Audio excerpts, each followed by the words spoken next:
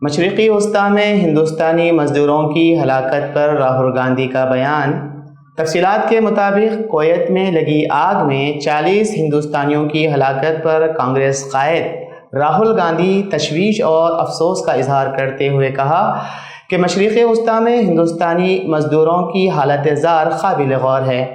انہوں نے آتش زدگی کے واقعے میں ہلاک ہونے والے 40 سے زائد مزدوروں کے افراد خاندان کے ساتھ اظہار یگانیت کیا اور زخمیوں کی جلد صحت یابی کے لیے بھی نیک تمناؤں کا اظہار کیا۔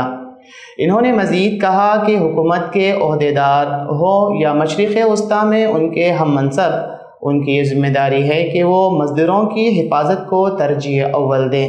دریں اثنا چہارشنبے کے اس واقعے میں زخمیوں کو امداد پہنچانے کے لیے وزیر اعظم نریندر مودی کی ہدایت پر وزیر برائے مملکت خارجی امور کیرتی وردھان سنگھ فی الفور کویت کے دورے پر روانہ ہو گئے۔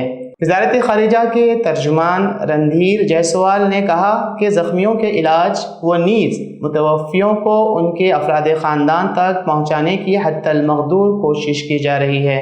کیرتی وردھان نے کہا کہ وزیر اعظم نریندر مودی نے اس سلسلے میں ایک میٹنگ طلب کرتے ہوئے ہدایت جاری کی ہے، جس کے تحت ہندوستانی سفیر برائے کویت آدرش سوائکا نے العدان ہاسپٹل کا دورہ کیا، جہاں پر 30 ہندوستانی مزدور زیر علاج ہیں۔